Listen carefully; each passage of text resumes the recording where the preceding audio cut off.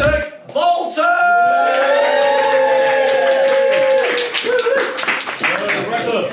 So as you know, my name is Isaac. I'm a master's student here in Manchester, and I'm currently studying for an MSc in Science and Health Communication.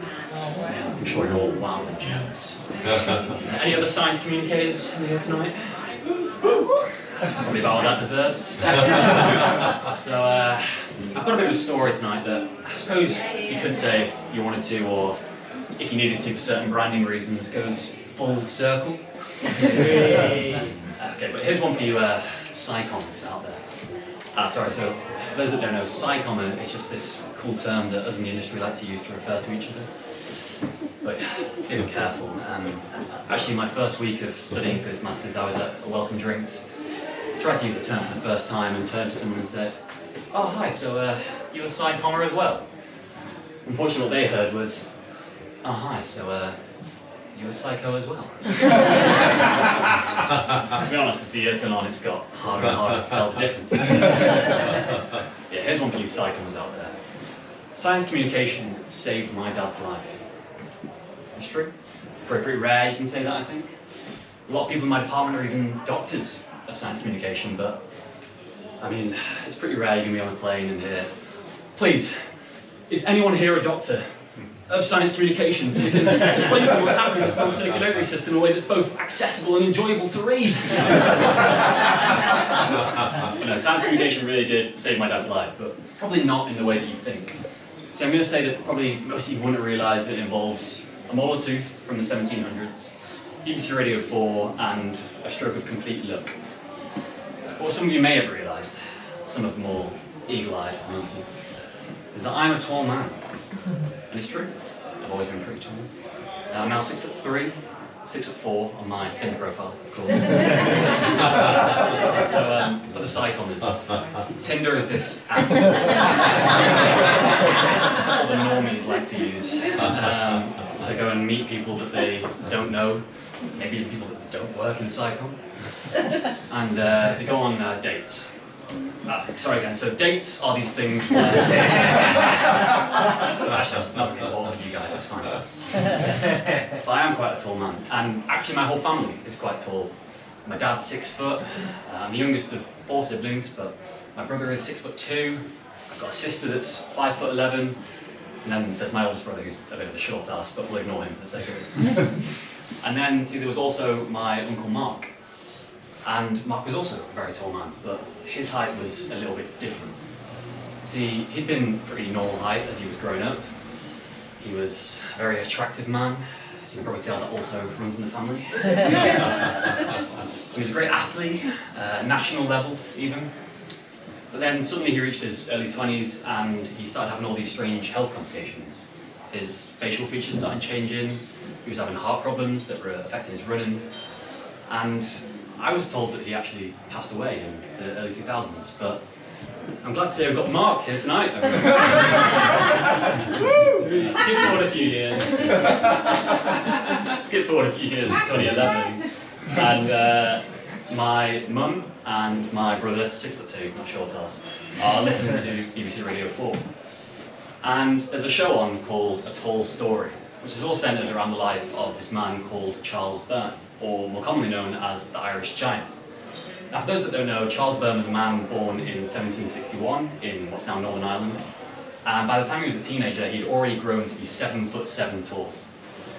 Now, back in Ireland, there wasn't a lot going on for Charles, you know. Stacking the high shelves at the supermarket wasn't yet an option. Before you ask, yeah, I have done that job. I actually made it to the top of my field. Waitrose. But Charles eventually made his way over to London, where he performed as a kind of freak show where people would pay to come and see this giant. Frankly, I sometimes wish that this was an option for me, but getting people to pay so I can show them how big I am is slightly more frowned upon these days. So Charles was making pretty good money for a while, but eventually business started to slow down, and this disease called acromegaly, that unbeknownst to him was actually causing his height, started to catch up with him. And then one night when he got robbed of his entire life savings, that happened to be on his person, and a few weeks later contracted tuberculosis, he suddenly found himself just wandering the streets of this big city with very little money, and any money that he did have was being spent on basically getting as drunk as he possibly could. So it seems the similarities between me and Charles coming up with stature. But yeah, Charles was eventually kind of starting to get worse and worse, and it was kind of clear that he didn't have much longer left to live. So a lot of the doctors and surgeons at the time started to come forward and offer him great deals of money to be able to study his body after he died. And no one was more persistent, in fact, than the most prominent surgeon at the time, a man called John Hunter. But Charles didn't want this. See, he was so scared of John Hunter and the body snatchers that he actually went and asked his friends to bury him at sea, because he was just so scared of being this uncomfortable, tall freak show in death that he had been all his life. I mean, thank God we've just reached a point in society now where we would no longer pay just to see a tall man looking uncomfortable. Yeah. And to be fair to his friends, they did keep their promise. I mean, I consider myself to be a pretty good friend, but if my 7'7" mate came up to me and asked if I'd carry them from London to the sea, I don't know how good of a friend I'd be. And so his friends just needed to make this simple journey from London to Margate. And what did they do, being a group of lads that just needed to make a simple journey from A to B? Well, it's been 250 years and apparently nothing about English culture has changed. They made it into a pub crawl. And so as they went from pub to pub, they gradually got more and more relaxed about the task at hand. Until at one pub they decided to just leave the coffin in the bar next door, and they went in for what I imagine was a pretty unforgettable game of beer pong. And when they woke up the next day, the coffin was still there, but unbeknownst to them, something about its contents had pretty dramatically changed. See, it was here that a group of men, paid by John Hunter, had snuck into the barn, taken the body, and replaced it with rocks. And to be honest, it's probably for the best that Charles's friends never actually found out about this, because I'd say the only thing worse than waking up hungover next to a dead body would be waking up hungover next to where a dead body should be, and now it isn't.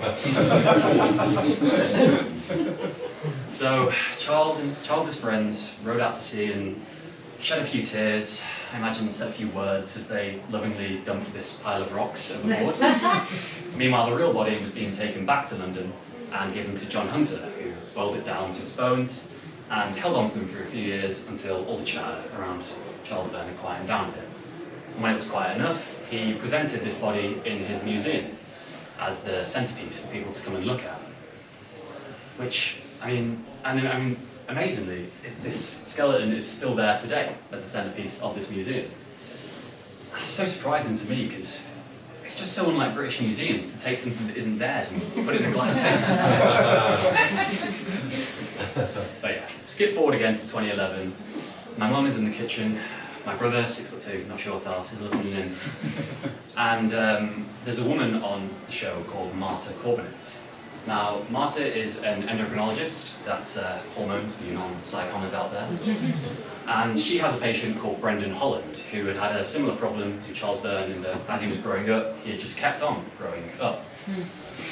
And when Marta started to look into his case, she realised that actually he'd only been born a few miles away from where Charles Burn had been born all those years before. And actually there was unusually a lot of strangely tall people from this very small area. So she started to wonder if there could be some science behind it all.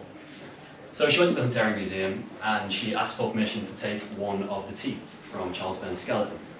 And she sent it away for DNA extraction, and what she found was that this disease, acromegaly, that was causing Charles Burn's height, was actually caused by a mutation in a gene called AIP.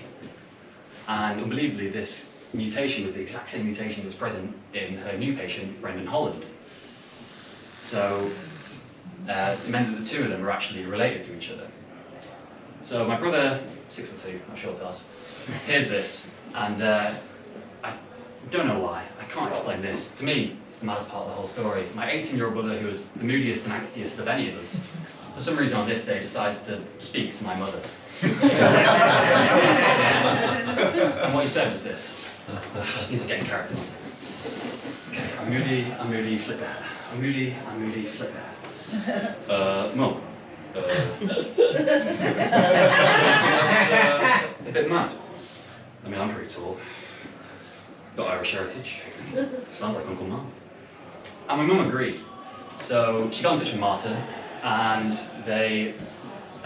she told them all about our family history, and about Uncle Mark. Not this one, unfortunately. And Marta decided she wanted to run some tests on us. So they tested us all, and first they found out that my dad was a carrier of this gene, which meant that A, great news, we were all related to this Irish giant. B, less good news, there was a chance that me and all my siblings had a pretty horrible disease-causing mutation. But you know, swings and roundabouts. Oh, some more circles for you actually. So, based on that, me and all my siblings then had to get tested. Now, because our dad had it, there was a 1 in 3 chance that any of my siblings could have it. And this disease has been shown to be much more common in men than it is in women. And so me, 6'2" and short arse, naturally were all completely fine, and my sister turned out to be the only other carrier of the gene. Thank you very much, science. And so I'm really happy to say that my dad and my sister are actually just carriers of the gene. They are completely fine. So you might be thinking, well, how can you say as science communication has actually saved your dad's life? Well, you may remember at the start of this full circle that I said that science communication was saved, my dad's life was saved by a mole tooth in the 1700s, BBC Radio 4, and a stroke of complete luck. And this is where we had the stroke of complete luck. So because my dad was a carrier of this gene, he started to get MRI scans. And because he was getting these MRI scans, they just happened to find in a completely different part of his brain with no link to AIP or gigantism or Charles Byrne, a tumour on the front of his brain. Because they found it so early, he was able to get it removed, he went through treatment, and he's now completely fine. In fact, the only thing wrong with him is that he thinks running 50-mile runs in his 60s is fun. So I really do feel like I can say that science communication saved my dad's life. And not just that, but it's also why my Tinder bio now reads Isaac Bolton, 6'4", descendant of giants.